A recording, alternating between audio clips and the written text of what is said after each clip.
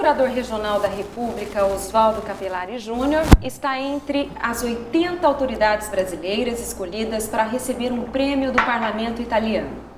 E é com ele que eu converso agora. Bom dia, doutor Oswaldo. Bom dia, tudo bem? Prazer em recebê-lo aqui hoje. Oi. Doutor, o que representa esse prêmio para o senhor? Resultado de um trabalho que a gente vem desenvolvendo há anos, né?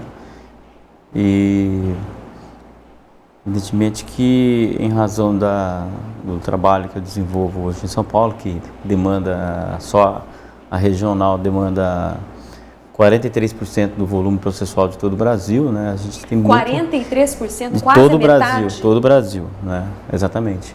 De E todos os processos da Justiça Federal estão concentrados na terceira região, ou seja, que é a que abrange, né, os estados de São Paulo e Mato Grosso do Sul, né? Então, a gente tem uma carga brutal de trabalho, né? Brutal. Eu trabalho no crime, né? Exclusivamente na área criminal. Estou, em razão de uma promoção de há 10 anos atrás, na segunda instância, não trabalho mais na primeira, né? Então, a gente trabalha diretamente com o tribunal. E eu acho que talvez tenha sido aí que eles tenham observado o trabalho em si, né? O senhor ingressou no Ministério Público Federal quando? Eu entrei no Ministério Público em 1996, né? 10 de junho de 1996, e lotado aqui em Araçatuba, né? Eu fui...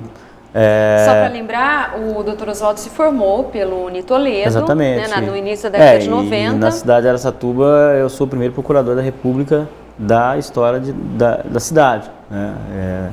Até então, não havia nenhum procurador da República aqui de Araçatuba, né? E como é que foi o início da sua carreira? Então, é engraçado porque o Ministério Público Federal, assim como o Ministério Público, existe assim, diríamos assim, um pós e um que veio depois, né? Assim, o divisor de águas foi em 1988 com a Constituição Federal, né? A Constituição Federal conferiu, outorgou assim, uma série de prerrogativas para os membros do Ministério Público, né?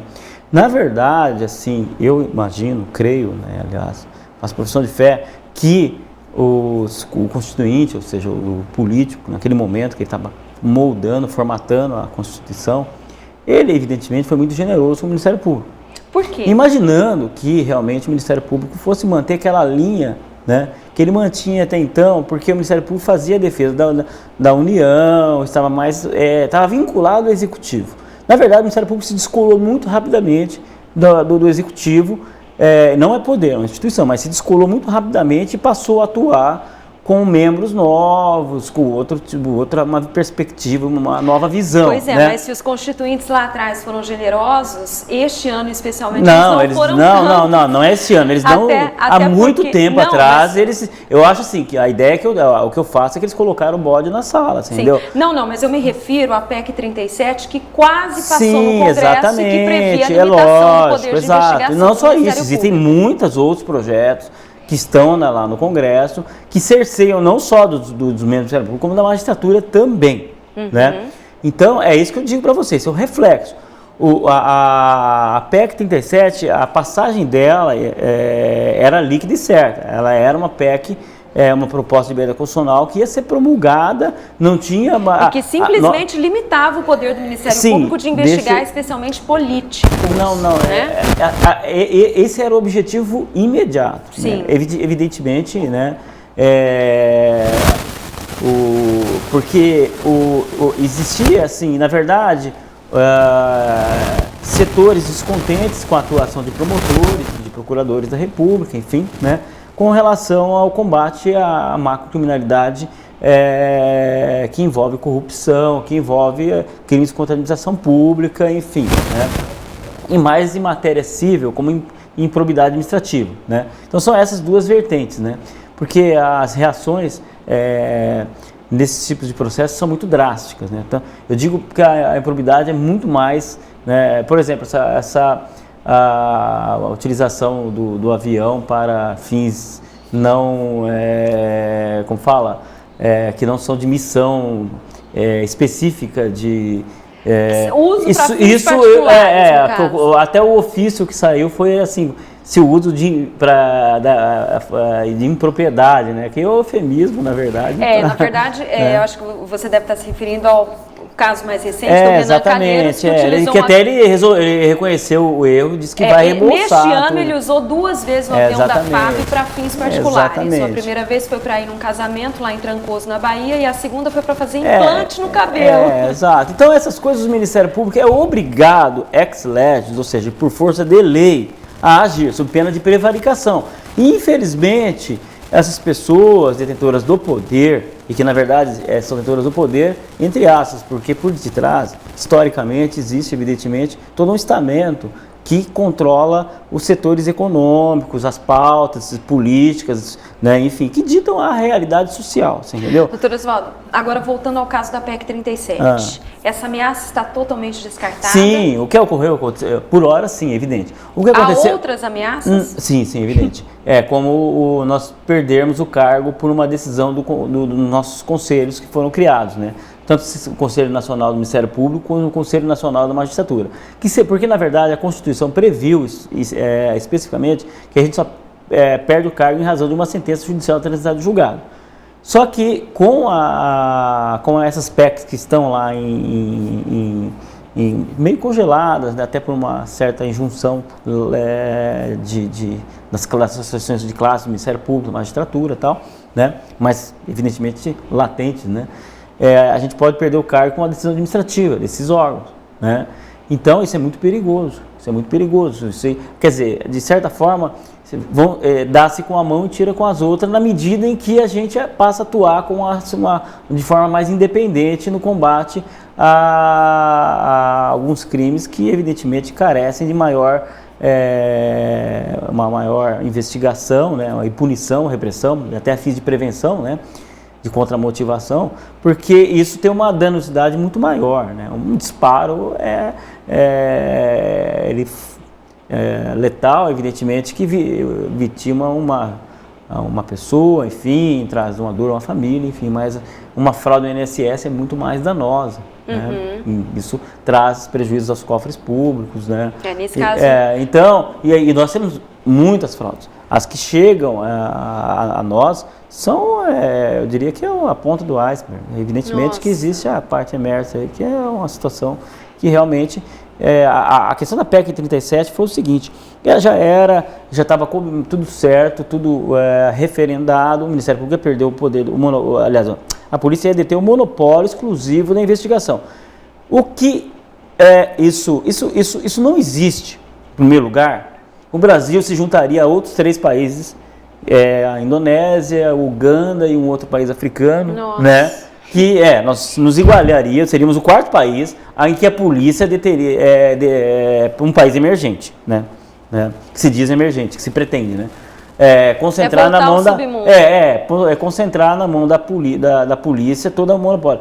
Por exemplo, então é evidente, porque na verdade o inquérito policial, se você pegar o Código do Processo Penal, você vê que ele é até dispensável.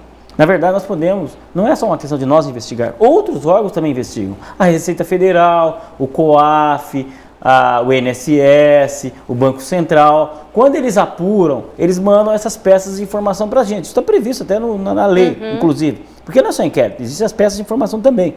Essas peças vêm para nós. Se nós verificarmos que já tem elementos suficientes para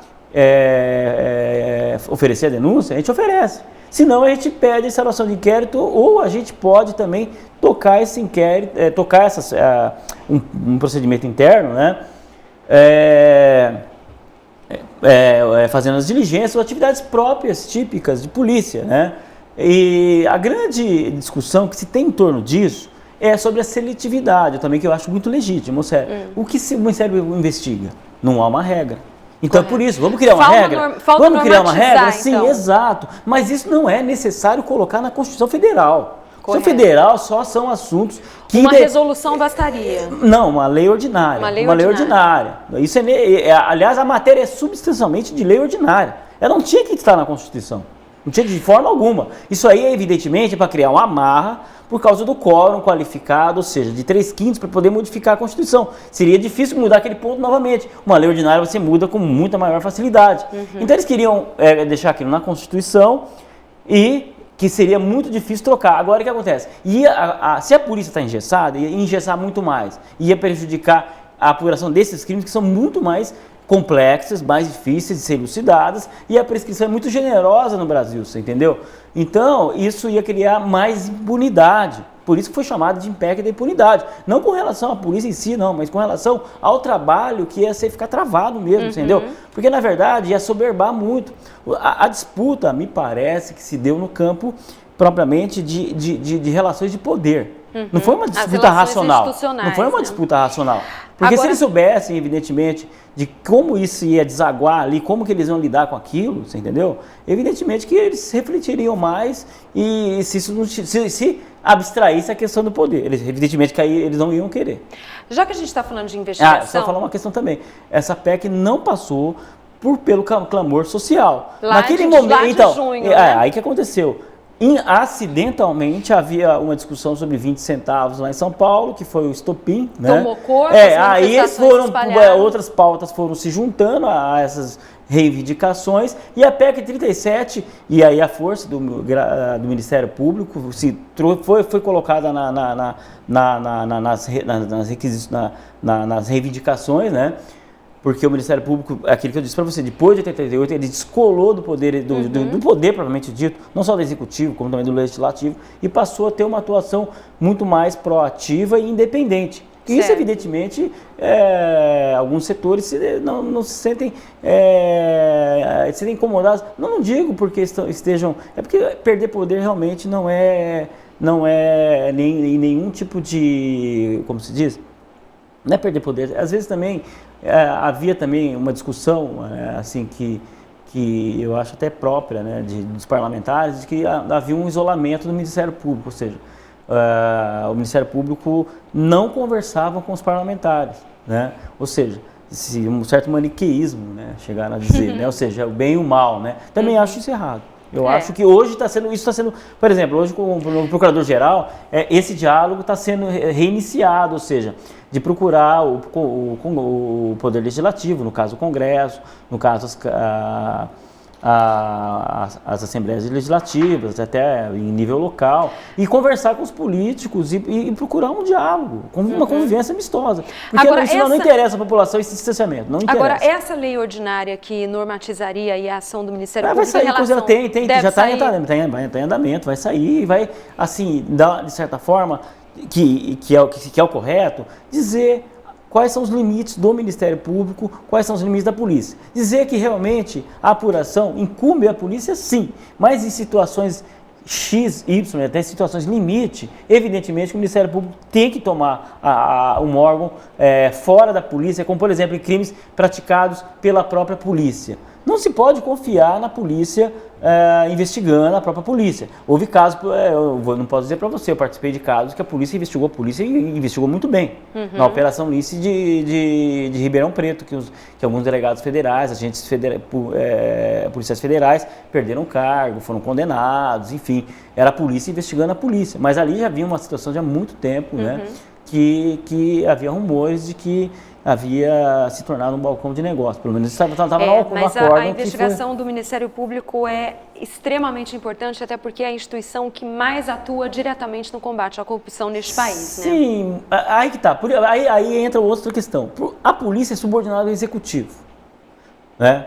E tá lá na lei. Corrupção em todos os níveis, exatamente, não só na polícia, mas na esfera política, lógico, principalmente. No público, né? Também, na magistratura. Não vamos aqui também dizer que nós somos... incólumes. Lógico, todo mundo é suscetível né? Agora, a questão é que elas têm se mostrado assim, se essa impertinência tem se mostrado de certa forma inconveniente, é porque ela tem a sua razão de ser. Né? Então, se isso chegou a ter essa denotação de se criar uma emenda, né? Ou seja, engessar praticamente toda a investigação dentro de uma Constituição de um assunto que não é substancialmente constitucional, é porque realmente... Agora vamos entrar nas atribuições do Ministério Público e também nos mecanismos de investigação, já que a gente está falando tanto de investigação. Quais são os mecanismos do Ministério Público Federal para investigar? Não só do Ministério Público Federal, como do Público Brasileiro, na verdade, né? Porque o Ministério Público Federal é um ramo do Ministério Público Brasileiro. Né? Nós temos, evidentemente, poderes que até... que foram conferidos pelo Constituinte, né, pela Constituição, que é o poder de requisição, né, o poder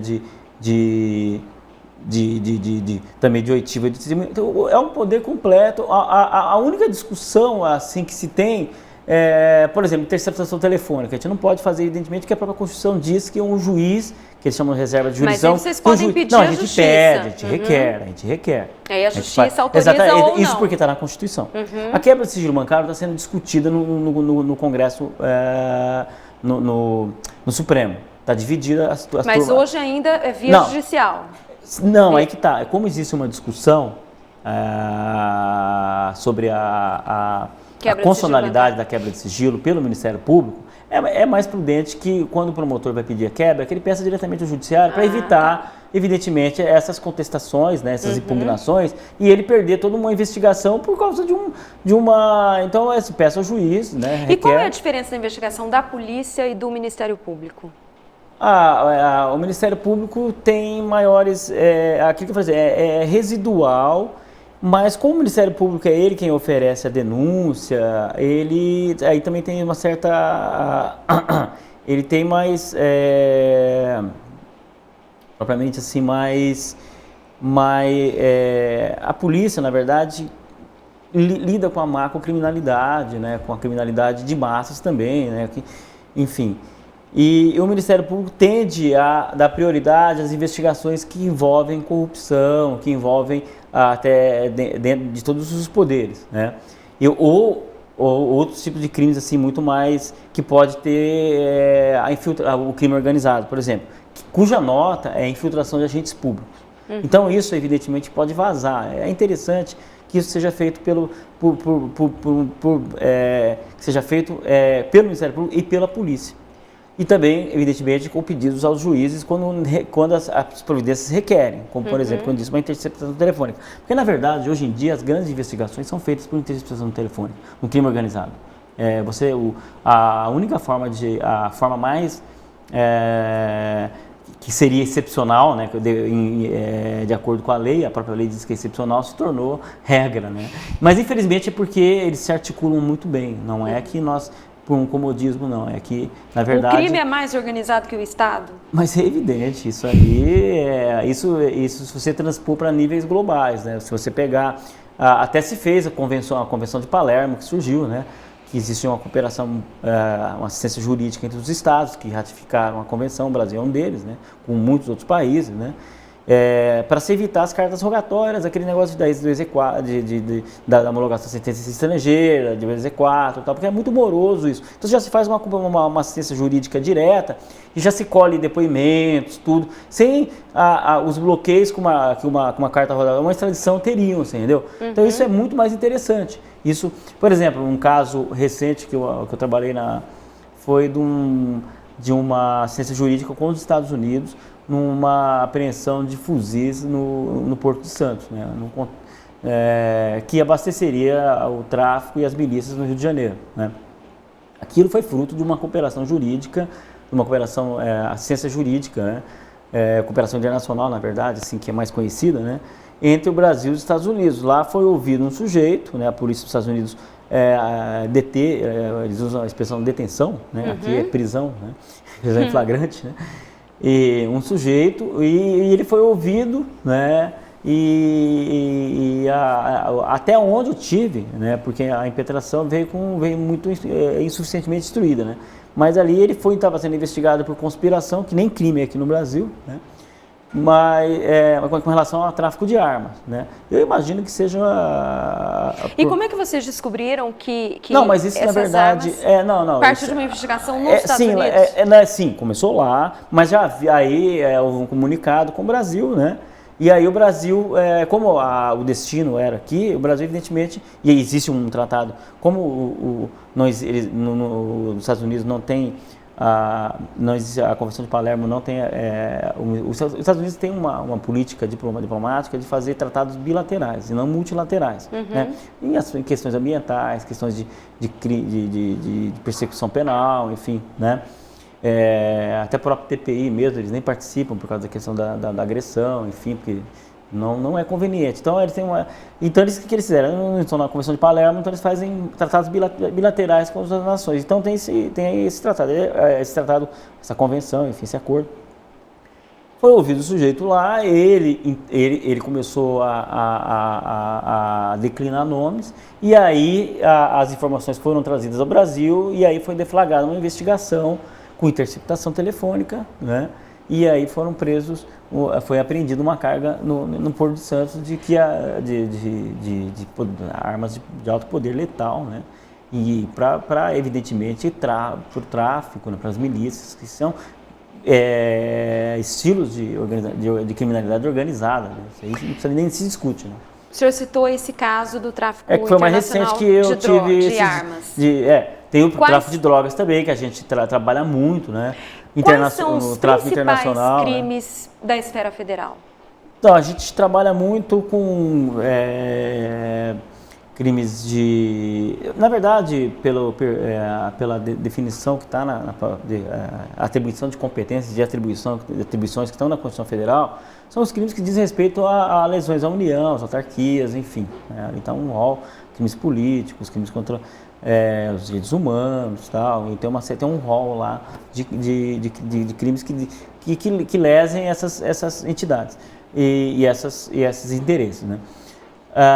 Mas o que a gente mais observa são, pelo menos no crime, são evidentemente relacionados ao tráfico internacional de drogas, né? Porque é atribuição da Justiça Federal, aos crimes de corrupção, aos crimes também aos crimes contra o sistema financeiro, aos crimes de organização criminosa, né? Que teve uma definição recente com a Lei 2.850, né? Até então não tínhamos definição de organização criminosa, tínhamos que valer da definição da Convenção de Palermo, né? Temos também crimes sistema financeiro, lavagem de dinheiro, tráfico de pessoas, seres humanos. Recentemente houve um caso rumoroso, né, que uma colega lá na atuou, Angola, né? Exatamente, né, que está sendo. Só que ali que é a questão, né, porque na verdade aí vamos entrar na questão dos tratados e das convenções, né, como não há uma assistência jurídica, me parece, né, ali também vai se operar no campo das rogatórias, e me parece que o sujeito tem um prestígio muito grande, né. Então, uma sentença brasileira não seria, eu acho, homologada, né, de condenação. Então, né? a punição seria somente para só os brasileiros? Para os brasileiros, evidentemente. E se seria, não seria cumprida, enfim, sou muito cético com relação a isso, né? E só para a gente contextualizar, nesse caso de Angola que a gente está comentando, foi o tráfico de mulheres para se prostituírem na Angola. As mulheres eram levadas para lá e veja, iludidas... a questão mesmo com o consentimento da vítima, né? Porque a prostituição elas permaneciam presas, não, a prostituição não era consentido total, então, não tinha nada de... Mas em cárcere, em alguns casos? Não, pode ser, mas elas mesmas, elas definiam, elas iam sabendo que iam se prostituir? Exatamente, tinham consentimento, elas são casamento válido, porque eram maiores, tudo, né? Só que o problema é que a questão não é que embora a prostituição não seja crime, a exploração dela é. Então, nesse caso, e esse é um caso muito grande, porque os grandes tráficos são de seres humanos, de armas, de drogas, enfim, né? Então, a ONU aponta isso como os maiores índices de criminalidade organizada mesmo, no nível global mesmo. Por isso que eu falei para você que essa questão de a gente estar tratando assim, é uma realidade assim, que eu venho ouvindo falar de crime organizado há uns 15, 16 anos atrás, né? Uhum. Mas assim, a gente ficava se perguntando o que é isso, né? Hoje a gente vê na realidade mesmo.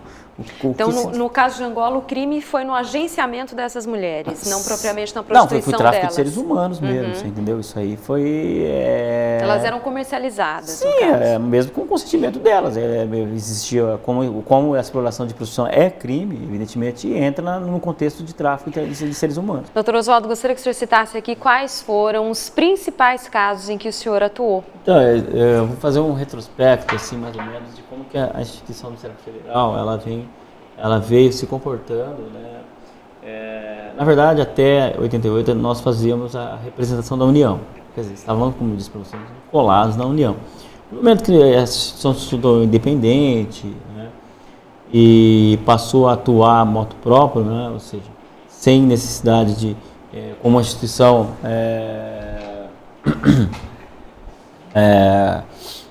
que não estava subordinada mais ao executivo, né? Mas também não está subordinada a ninguém, né? Mas também não é que é uma anarquia. Existem leis que tratam da nossa atuação. Inicialmente, os casos não eram, como eu disse para vocês, as denúncias eram muito... Não havia grandes casos, né? Eu até achava engraçado, porque eu tinha um cargo que tinha uma estrutura monumental, mas os casos que me chegavam eram assim, eram desproporcionais com relação a essa estrutura, né? Então eu ficava me perguntando sobre essa esquizofrenia era um elefante, né? Branco, exatamente, então. Total, né? Aí, com o passar do tempo, um grupo de procuradores começou a trabalhar mais com relação mais diretamente junto aos políticos, enfim, né? Grandes operações começaram a surgir e tal, e hoje o Ministério Público tem uma dimensão muito maior de investigação, né? E os casos em que o senhor atuou? Os casos que eu atuei, me recordo, assim, Araçatuba não teve muito, porque eu passei muito rápido aqui, né? E também eu estive em Curitiba, passei muito rápido também, né? Não tive grandes casos em Curitiba, embora lá seja um estado também que tenha, se você pegar a quarta região, que compreende o Paraná, Santa Catarina e o Rio Grande do Sul, o Paraná é o estado assim, que tenha mais demandas criminais, né? Mas naquela época também era uma época, como eu disse, muito incipiente no ponto de vista de atuação. Quando eu voltei para São Paulo, né, eu vivi assim, em Piracicaba, fiquei 5 anos trabalhando lá, e aí começaram algumas investigações em torno de cartéis que surgiram dois tipos duas frentes de trabalho, ou seja, na questão da adulteração de combustível, né, que me rendeu uma ameaça, né, e uma escolta policial. A gente vai falar disso já. Exatamente. E também uma ação civil pública que foi intentada, né, com os sindicatos, né, dos postos, né, em face das distribuidoras de petróleo, porque eu comecei uma investigação porque a investigação tinha como foco a formação do preço na horizontal, ou seja, a combinação entre a cartelização. Exato, exato, na horizontal dentro dos postos, mas quando é por isso que fala na investigação, você vai tateando e acaba descobrindo outras coisas. Sim, que a conclusão que eu cheguei dentro daquele procedimento é de que quem faz esse preço são as distribuidoras. Elas ditam as regras dentro do setor. Mas nesse né? caso, a investigação começou a partir da cartelização? Exatamente. Caminhou para a adulteração de combustíveis? Não, caminhou para os dois lados. Mas começou quando? Aí surgiu a questão da adulteração, que eu nem sabia que existia. Então realmente começou pela cartelização. Eu atuei na adulteração também, né? Porque aí eu soube que havia vários que eles faziam escancaradamente lá na cidade, né? Embora eu não soubesse, né, que estava chegando ali e tal. Mas quando eu soube, evidentemente, tomei providência, tanto que eu que fiz o flagrante, né? Capitaneei o flagrante, a polícia militar, inclusive. Vocês flagraram a adulteração? Sim, 1 milhão de litros de combustível adulterado, né? Numa distribuidora. Era adicionado o quê? Não era posto, solvente, exatamente. Na gasolina? Havia vários caminhões lá, dezenas de caminhões. Vocês desbarataram um esquema. Exatamente. E ali foi uma ponta também, foi puxando e foi envolvendo vários outros, tal, mas ali é crime organizado mesmo. E é um mercado milionário. Né? Exatamente. Dá muito Só que paralelamente eu estava também entrando na questão de uma ação civil pública, né, para verificar essa questão do cartel de formação de preço. Aí nós chegamos à conclusão de que isso daí era na vertical e não na horizontal. Quem formava os preços que tinha essa conduta predatória ou de posição dominante, eram as grandes distribuidoras, né? E qual o resultado, o desdobramento Então, disso? essa ação vai estar sendo julgada agora, né? Eu não sei como é que... Na verdade, foram intentadas 3 ações no estado de São Paulo. Eu consegui uma liminar que, na época, foi... o TRF cassou em 3 dias e a desembargadora, ela proibiu, né, que qualquer outro juiz, na jurisdição do âmbito... na competência, na verdade, né, do âmbito da terceira região, desse qualquer outra liminar no tema. Nossa. Daí é questionabilíssimo do ponto de vista processual, né? Mas acho que os interesses econômicos eram tão pujantes que foi proibida qualquer outra liminar, ou seja, cerceou a atividade dos juízes de primeira instância. Você entendeu? Né? Cerceou, eu até... E acabou favorecendo evidente, os réus, porque, no né, caso, os acusados. Não é acusado, na verdade. Eram, na verdade, os demandados. Os denunciados. Né? Demandados, não, era uma ação civil. E ali, no caso, eram as grandes distribuidoras de petróleo no Brasil. São as grandes mesmo, são as 5 grandes. Né? E também envolveu o CAD, envolveu a ANP, né, a Agência Nacional de Petróleo, até o próprio CAD, porque na ação que eu fiz, por ter uma inércia com relação a definir uma situação... o CAD que atua na defesa defesa porque é econômica. Truste, exatamente, com a formação de truste, né, ele deveria julgar essa questão, né, de intervir. Né. Agora, isso tudo começou por quê? O senhor recebeu alguma denúncia? Alguém ligou denunciando? Então, começou no cartel. Mas a partir de uma denúncia ou a sua própria observação?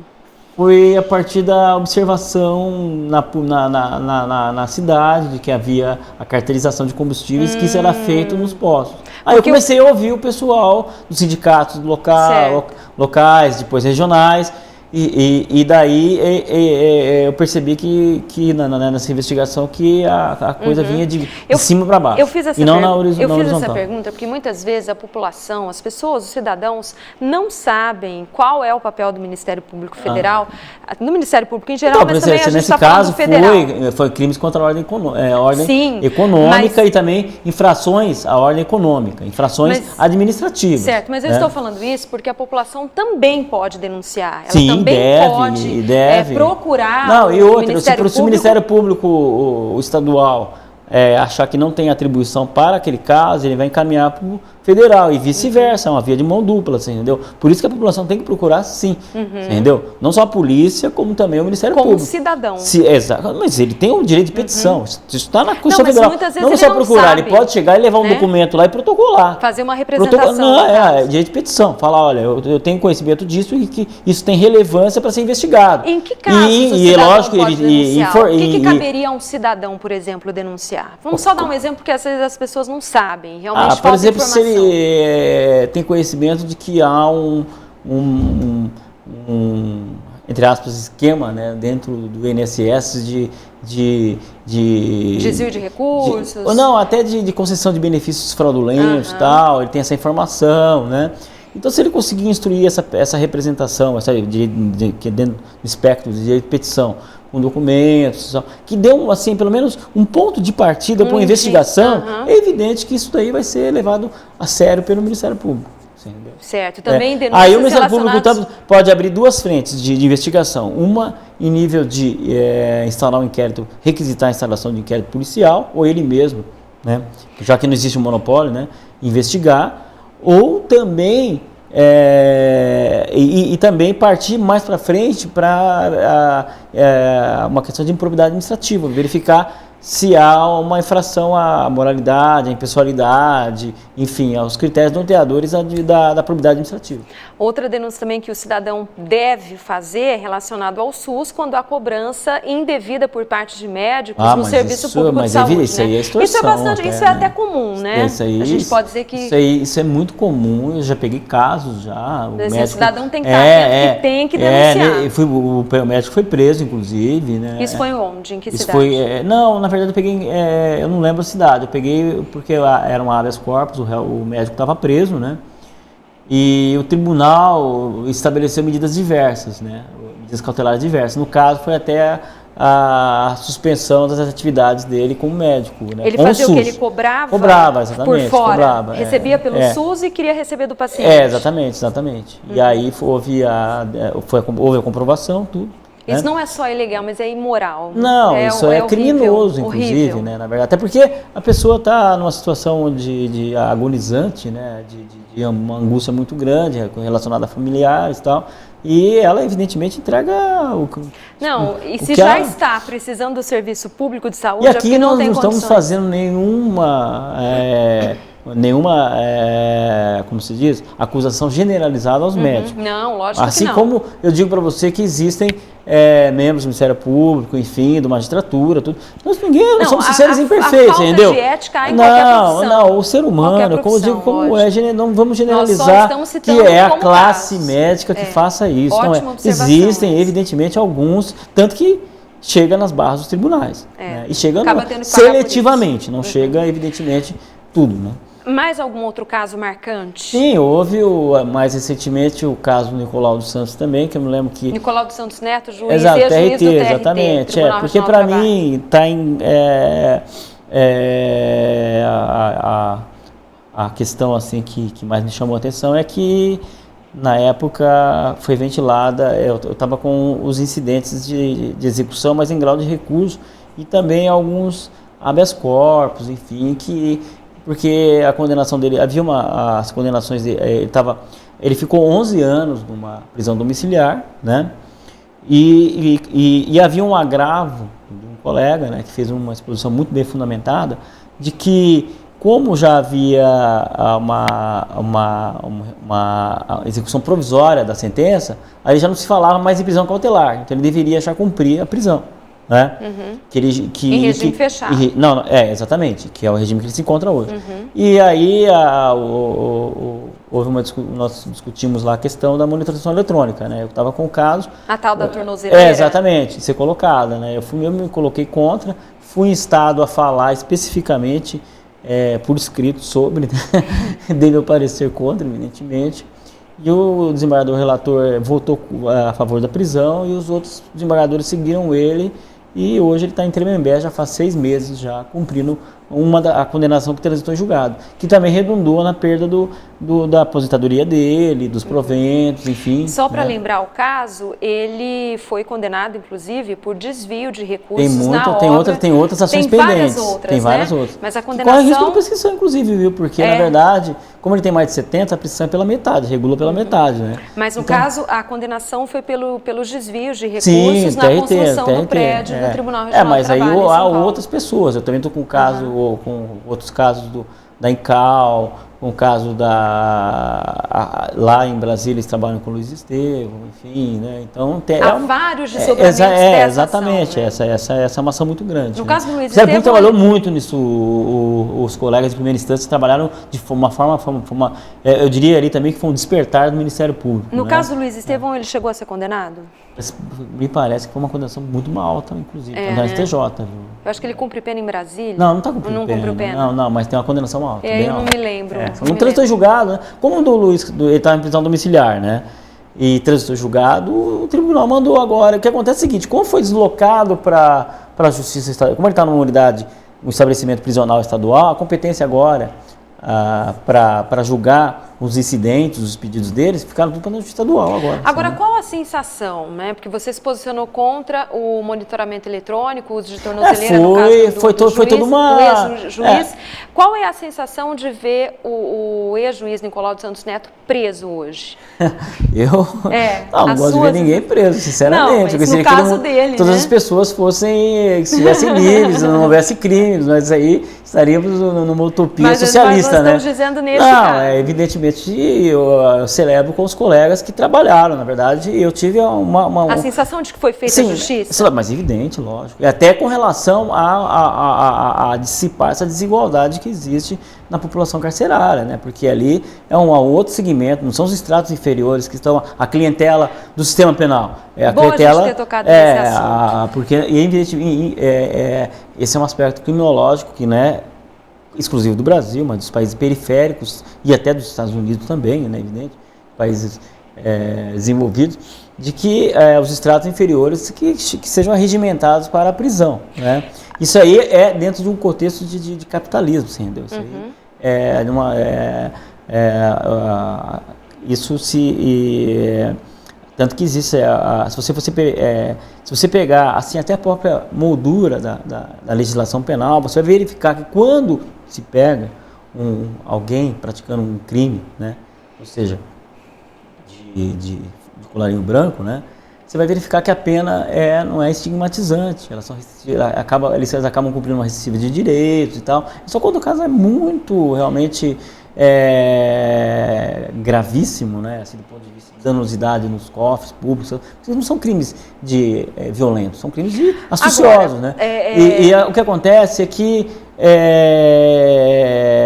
a população carcerária ela é formada na sua grande, na sua quase totalidade, de pobres. Né? Foi bom você ter tocado nesse assunto, o senhor ter tocado nesse assunto, falar da população carcerária e também no caso do ex-juiz Nicolau dos Santos Neto, porque nós tivemos o recentíssimo caso dos condenados do Mensalão, sim, verdade.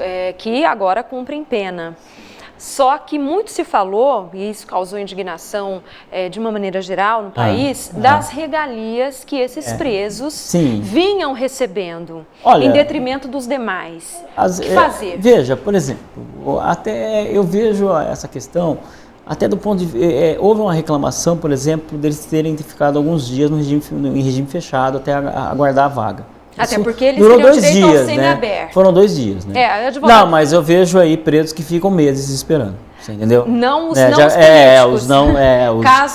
Os casos dos pobres. Os não convencionais, né? Quer dizer, os convencionais, aliás. Desculpa, né? Quer dizer, ficam meses, né? Aí já há uma discrepância, né? E aí já tem um alarido todo, né? Porque tem até uma questão de políticos, presos e tal. Aí eles estão cumprindo pena, né? E recentemente houve o Ministério Público do Distrito Federal até houve uma disposição dos juízes da execução com relação a essas discrepâncias, porque os próprios presos estavam se sentindo, como se diz? Discriminados, na verdade, porque... O seu direito penal já é desigual, então uma desigualdade, dentro da desigualdade já uns serem mais iguais que os outros, né? Exatamente, isso não dá pra admitir. Né? É uma ferida dentro...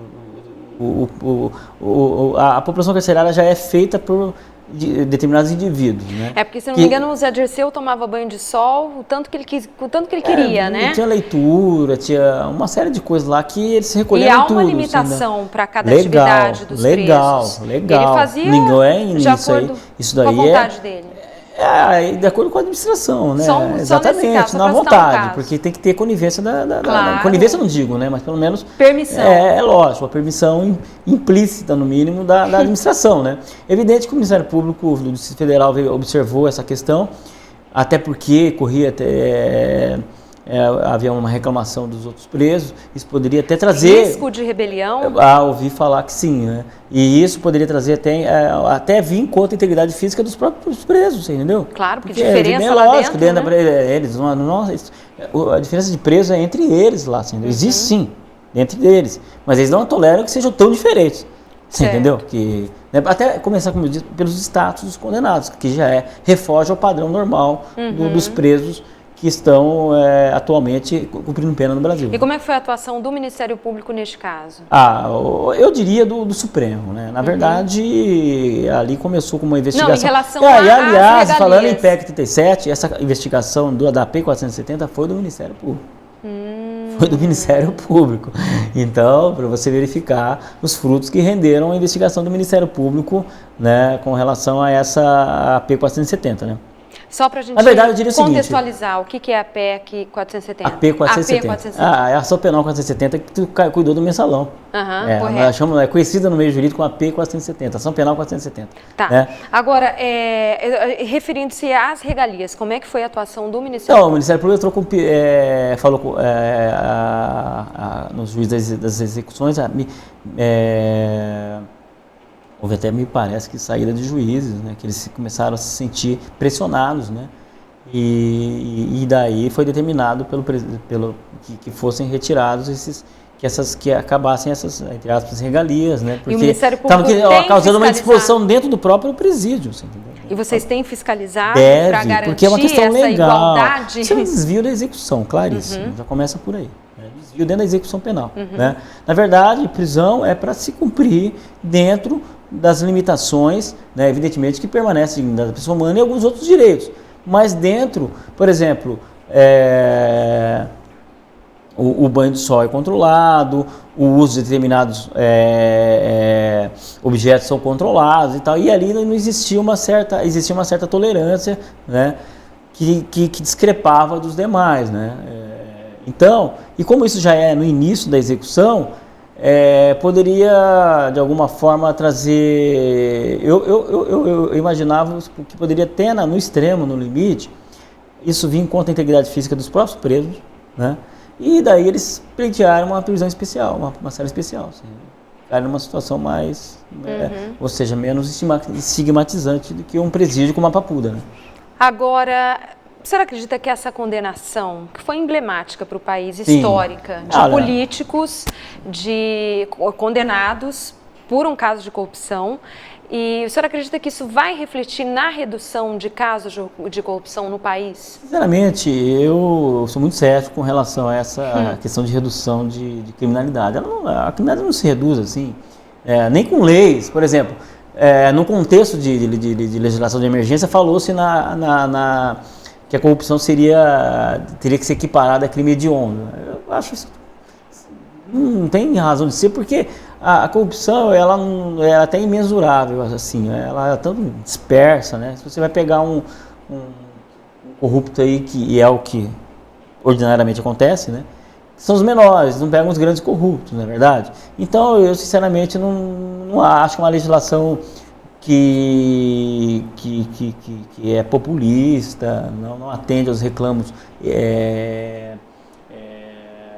científicos mesmo de política criminal, né? Então, eu sinceramente não acho, isso é um ponto de vista meu, né? Não é do Ministério Público, né? Sinceramente, racionalmente falando, político criminalmente, não acho interessante isso.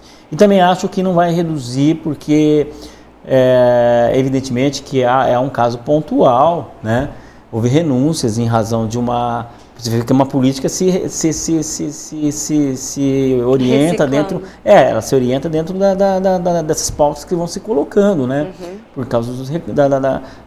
até porque ano que vem é ano eleitoral, não quer ser desgaste com pessoas que caíram, que estão presos agora, ou seja... mas no caso, essas denúncias ocorreram porque o Congresso aprovou a votação aberta para casos... exatamente, senão esse é o caso... Para a votação de que também acho que eu acho assim, porque como é que um político vai exercer um cargo político com a condenação transitada e julgado, cujo efeito está na Constituição, no artigo 16, é a suspensão dos direitos políticos. Como é que ele vai suspender? Pois é, mas se ele está com o direito político suspenso, como é que ele vai exercer um cargo? Mas a gente tem um político, caso no Brasil, exatamente. Continua com seu cargo ileso, continua deputado mesmo preso. O Supremo deve ser instado a julgar isso aí. Inclusive a Câmara, o Congresso, votou pela manutenção do cargo. Então ele segue condenado, se você quer preso e deputado. A minha opinião é de que aí aqui você pode falar em princípio que esteja em colisão, né? Ou seja, o parlamento, né? Ou seja, o mandato do parlamentar, né? E o poder da Câmara em poder autorizar a execução, né? A perda do cargo e a execução da pena, a reboque, né? E também a própria Constituição diz que transitada e julgada a condenação penal, né? Suspende os direitos políticos. Eu acho que deveria preponderar a relação de precedência da condenação penal, porque isso torna o indigno a ocupação de qualquer cargo público. Mas aí, nesse caso, o senhor citou o STF, que deveria ser instado. Agora, não vai haver interferência de poder se o Judiciário, se o STF se manifestar em relação a isso? Sim, vai existir uma... certamente. Como é que fica esse relacionamento? O relacionamento dentro de uma democracia tem que se observar que o Judiciário dá a última palavra, assim, entendeu? O Estado de Direito é um Estado submetido à lei e à jurisdição. E quem dá a última palavra sobre a lei é a jurisdição, né? Então, se o Supremo decidir, vai ter que ser acatado. Se estiver dentro do Estado de Direito. Senão, aí... Correto. Agora, por sua atuação, né, em vários casos, principalmente nesse de Piracicaba que o senhor citou, já houve ameaça? Sim. Já sofreu ameaça de morte? 3 ameaças. E como é que foi isso? Não é muito Mas por agradável. Telefone? Por e-mail? Por mensagem? 2 vezes o sujeito, a terceira e última vez, né? Ele ligou no meu celular, assim, tinha acabado de comprar. E como é que consegue o número? Não sei, sinceramente, isso é crime organizado. Mas o pior foi engraçado muito que ele ligou, organizado. O sujeito ligou, depois nós fizemos um rastreamento, ele ligou foi até emblemático, né? Porque eu fazia 2 PRMs na época, eu fazia Araraquara e São Carlos, né? Ele ligou de São Carlos, assim, de frente de um orelhão que tinha de frente, na frente de um cemitério, assim. Uma situação sugestivo. hollywoodiana, sabe? Sugestivo. Nós fomos fazer um rastreamento. E a pessoa era um disse o sujeito que quê? falava espanhol, assim, sabe? Eu não sei. Na época o senhor investigava o quê? Não, o pior foi engraçado. Eu tinha acabado de chegar em Araraquara, não estava investigando nada. Mas eu acho que eu já tinha com um certo estigma, né? Veio lá de trás. Já era figurinha A pessoa não queria se incomodar. Exato. Já tava, não, o sujeito já foi em tom assim de ameaça. E falou o quê? Falando assim, olha, não, eu lembro que ele falava no espanhol, né? Para não perturbar os amigos dele, né? Para deixar os amigos dele em paz e tal, né? Assim, veladamente, né? Eu não entendi. Sob pena de... Não falava, não né? falou. Eu falei, mas aí que eu perguntei, falei, mas eu não entendi. Até porque os sujeitos falavam espanhol, né? E eu não estava conseguindo captar, assim, realmente. E nas outras duas? A primeira, não, então, essa foi... Essa foi a terceira. Essa foi a terceira. A primeira foi da adulteração, né? Que na época até houve um assassinato de um promotor em Belo Horizonte. Foi né? por telefone também? Foi por telefone, né? E aí teve a escolta policial. E como né? é que foi essa ameaça? Porque, na verdade, isso aí, né, é que houve até um pouco de... que quem conduziu a prisão, tudo, fui eu, assim, entendeu? Nós fomos com dois camburões da Polícia Militar, fomos lá e fechou. E aí começou a chegar a Polícia Federal, Polícia Civil, Polícia Militar, até a Polícia Municipal apareceu lá, assim, entendeu? Essa ameaça foi contundente? Eu vou te matar? Foi realmente isso? Foi nesses aspectos mesmo, assim, entendeu? Agora, e a segunda foi do mesmo nível? Também, todas elas foram. Agora, quais são os cuidados que o senhor toma com segurança? Não, a primeira sempre foi designado, eu oficiei o Procurador-Geral oficiou o Ministro da Justiça, o Ministro da Justiça oficiou o Superintendente designou equipes da Polícia Federal, agentes de Polícia Federal para fazer a escolta. Eles fizeram a escolta durante o tempo. Do senhor e da sua família também? Da família também. Por quanto 24 tempo? horas. Eu fiquei nesse primeiro caso por 3 meses. Aí teve um segundo caso, né? O terceiro caso eu nem pedi mais, porque já estava... Já estava calejado? Falei, eu não vou mais ficar. O senhor tem medo? Não, hoje eu não estou mais fala, na segunda instância você não tem mais visibilidade, assim. Meus colegas de primeira instância que têm esse problema, assim, aqueles que têm mais atuação, uma atuação mais pungente. De perder a vida? Medo não, mas tem medo não vou dizer assim, mais pela situação que a gente está trabalhando, né, está fazendo o nosso trabalho, enfim. É bem verdade que ali até discrepou, porque fui eu que conduzi toda a investigação e tal. Esses são os riscos também da investigação do Ministério Público. São inerentes. Não, os riscos. Porque a delinquência, na verdade, às vezes eles têm as regras do jogo, né? Nós vamos ser polícia e tal, né? Quando mesmo o Ministério Público fala que tá atuando, já acham que é uma situação anômala. Aí, às vezes, até personifica, personaliza e tal. Foi o que eu disse, os riscos acabam sendo inerentes à atuação. Exatamente. Agora, a gente falou do crime organizado, eu gostaria que o senhor me dissesse onde é que está o crime organizado, onde é que ele atua. No mundo. E se há... Não, aqui no Brasil. No Brasil. E qual a forma de combatê-lo? Olha, sinceramente, existe uma lei que foi promulgada recentemente, né, que é a lei de crime organizado. Aliás, ela veio sendo promulgada, a mais nova lei, né, que tem na verdade, a forma de lidar com o crime organizado é relativizando direitos fundamentais e garantias processuais, só isso. Ou seja, pegando direitos fundamentais que são inerentes a você, né, e relativizar eles. Entendeu? Vamos falar em português mais fácil. Torná-los mais invasivos. Invadir eles de forma mais... Por exemplo, eu não investigaria um crime banal, um crime médio, né, com uma interceptação telefônica, mas necessariamente num crime que envolve crime organizado. Entendeu? Com infiltração policial, também. Né? Com delação premiada, também. Com ação controlada, também. Porque esses expedientes são mais invasivos. Entendeu? Eles são... Mas essa seria uma forma de combater? É a forma. Atual, é a única? É a atual. É a mais atual, você entendeu? É essa forma... Mas é isso depois que o crime já está instalado, né? Como é que a gente pode prevenir? Hã? Como é que a gente pode prevenir? para que o crime organizado... Já está organizado, né? Agora é procurar desmantelar ele de forma parcial, né? Agora, debelar ele é um fenômeno global, o crime organizado. Mas agora e não só e desde isso, mesmo em épocas de multipolarismo, bipolarismo. Mas como enfim. debelar parcialmente? Dessa forma como você está Sim, dizendo? usando a lei de crime organizado atual, sim, ela tem expediência. A delação premiada, Ela por exemplo, a delação premiada ela é muito importante. Por exemplo, se você pega um sujeito e fala, olha, vamos barganhar, vamos fazer o seguinte, se você delatar os corréus, né, demonstrar toda a estrutura e fazer com que seja desmantelada a organização, nós te damos o perdão judicial. Barganhar com ele. É uma barganha. Isso, né? já vem, isso é uma relativização, porque na acontecendo. verdade, até então, a condenação era devida. Mas isso já acontece hoje? Sim, e o sujeito já o caso do concorda Banestado, com por isso? exemplo, foi desmantelado com a delação premiada. O Banestado foi com a delação premiada de uma pessoa. Porque há um doleiro. de Um morte doleiro entregou também, todo né? mundo. Um doleiro, ele O senhor chegou... atuou no caso do Banestado? Atuei na segunda instância. Em todos os casos das prisões, porque na época houve a expedição das prisões em 7 estados. Né? Como o Banestado era no Paraná, e eram vários estados da federação, havia muitos mandados de pessoas. Foi a grande operação, né, eu lembro, de projeção nacional do Ministério Federal, né?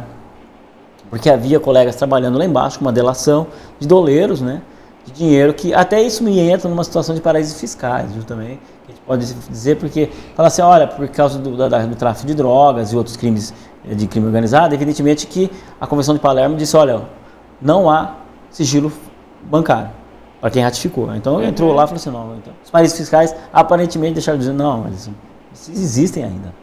É que eles estão investigando quem eles querem, eles também são seletivos, mas que eles têm dinheiro lá, ainda tem, você entendeu? Ainda continua, é um faz de conta, assim, né? Certo, mas a pergunta anterior eu fiz pelo seguinte, cada vez maior a participação do menor na criminalidade, também no crime organizado. Muitas vezes o crime organizado regimentação, né? arregimenta os menores até para não sofrerem penas, né? Porque o menor, a pena, claro, é menor. Não é nem pena, não. Não é nem pena, é medida socioeducativa. Exatamente. Agora, como... em primeiro lugar, o senhor é a favor da redução da maioridade totalmente penal? Totalmente contra.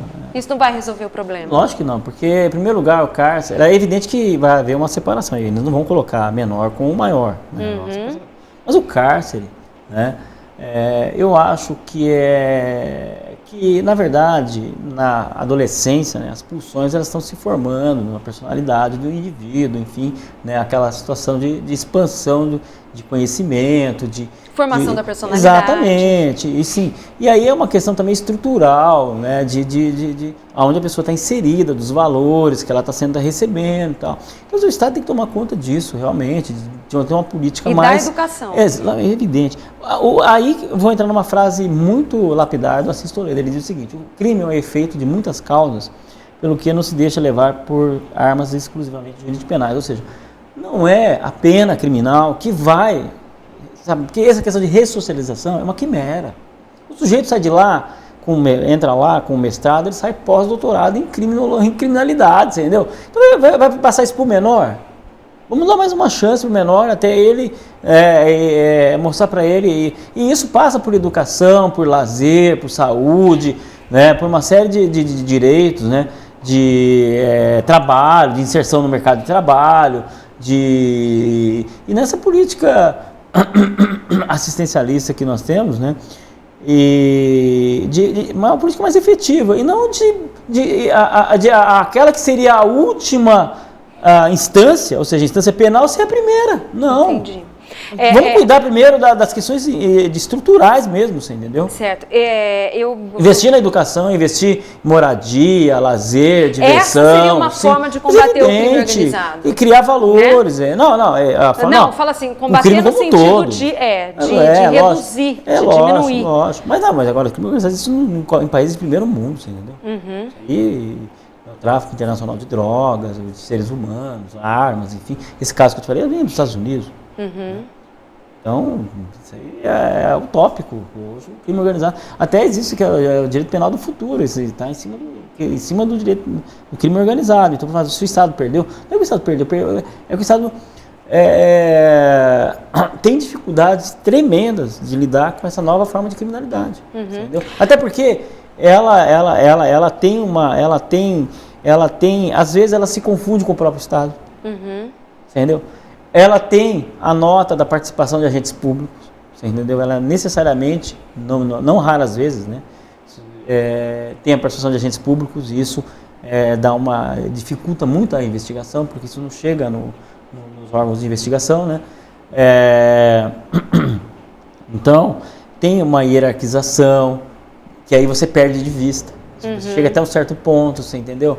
Porque aí começa uma certa lei de silêncio, as pessoas não vão dizer sob pena de... Não é a morte, de morte familiares, enfim. Por exemplo, eu pego os casos, só para assim, citar para você, o caso dos mulas do tráfico internacional, que pegam lá 20 quilos de pasta base na Bolívia e levam lá para a Europa, tal, que são sul-africanos, ou lá são da Nigéria, são daqueles países lá da África, enfim, né?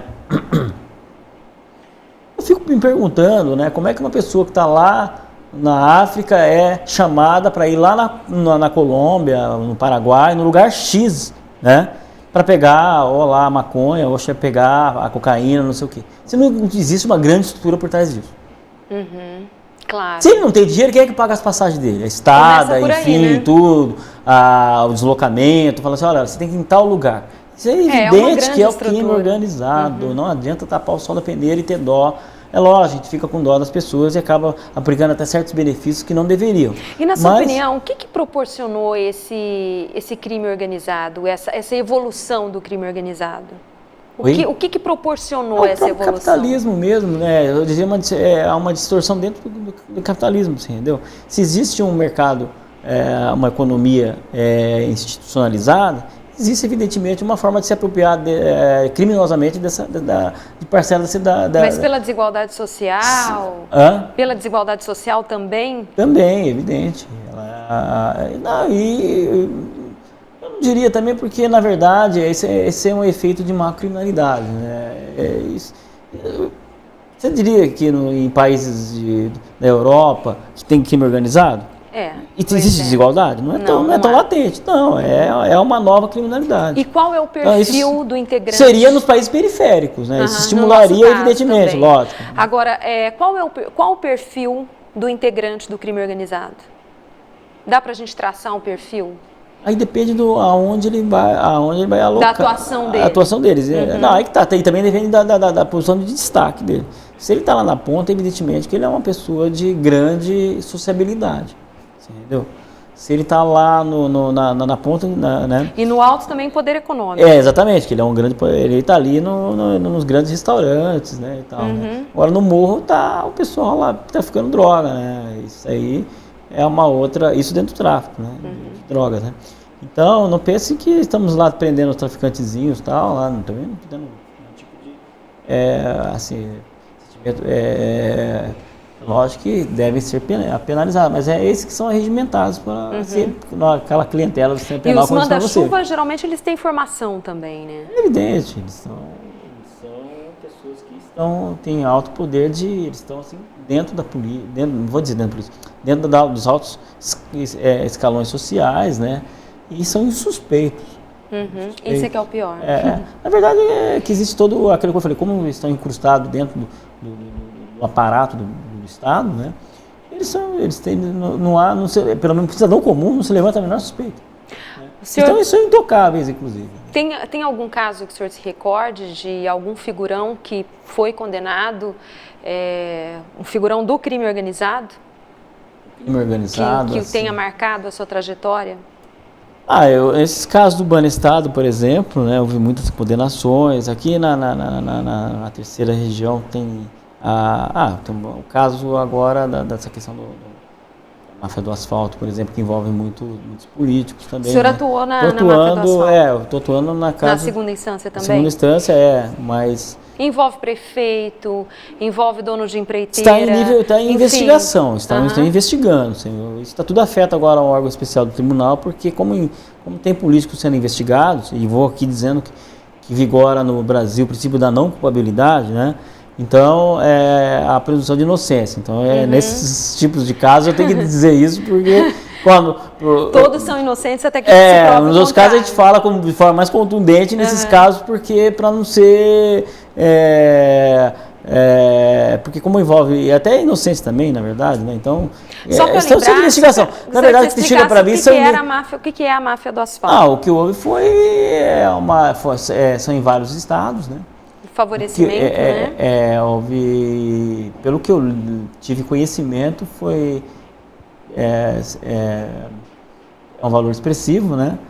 E está sendo investigado aliás, há várias denúncias já. Na verdade, é uma operação conjunta do Ministério Público Estadual do Estado de São Paulo e o Ministério Federal. Eles fizeram uma investigação conjunta, chegaram a pessoas que participaram de licitações, a políticos, a comissão as comissões de licitações e tal, e estão investigando. O que aconteceu, o que eu posso dizer para você hoje é o seguinte, é que esses casos caíram para mim, os que não tinham prerrogativa de função, ou seja, as pessoas que não tinham nenhum mandato. Mas em resumo, foram licitações... Aí tinha um outro caso que estava com colegas trabalhando, que aí competência originária do tribunal, que são prefeitos, deputados, enfim. Mas no caso da máfia do asfalto, foram licitações fraudulentas para beneficiar determinados grupos de empreiteiras, não é isso? Foi basicamente isso? Exatamente. E pelo que eu vi, é muito expressivo o valor Não, são milhões, milhares de milhões de reais, é muito dinheiro realmente. 1 bilhão, eu vi falar. E o duro é que é dinheiro público, né? Está envolvido com licitação, né? Pois é. Agora, a gente falou de ameaça de morte. Como é o caso que eu estou trabalhando, eu não posso falar especificamente sobre ele, né? Aliás, nem estou trabalhando mais porque, na verdade, esses casos foram todos deslocados para o órgão especial. Porque como envolve prefeitos, deputados e tal, eles colocaram tudo na vala comum lá, né? E eu não sei como o órgão especial vai decidir lá, se eles vão manter junto os processos unificados ou se eles vão baixar novamente. É uma decisão que eles vão tomar. A gente falou de ameaça de morte. E propina? Já recebeu proposta de propina? Já teve algumas vezes, né? Mas... O dinheiro era alto? Você chegou a falar em cifras? Não deu para saber. Você viu que foi preso, mas... Foi preso? Foi. Como é que foi essa história? As prisões foram posteriores, as investigações. Mas como é que foi a história? Uma até envolveu minha filha, né? Porque eu dava aula na época e uma aluna lá, que era uma amiga dela, chamou ela para conversar sobre um assunto supostamente conjugal e ofereceu um dinheiro na época. E era uma questão que envolvia políticos de São Carlos, né? 3 ex-prefeitos lá, né? E havia toda uma máfia na merenda, né? Escolar lá, né? Que eles estavam desviando dinheiro, né? E daí eu lembro que na época eu investiguei 60 nomes, cheguei a 34, né? Foi uma missão do Ministério Público, dentro do Ministério Público, né? Iniciou lá dentro, porque até as pessoas que me procuraram saíram de São Carlos, foram em Araraquara conversar comigo, né? Aí eu disse, vocês têm documentos para provar isso e tal, né? Sim, então traga aí e tal. Aí eles trouxeram algumas coisas, eu comecei a investigar, aí como havia... Aí eu comecei a requisitar documentos e tal, e aí veio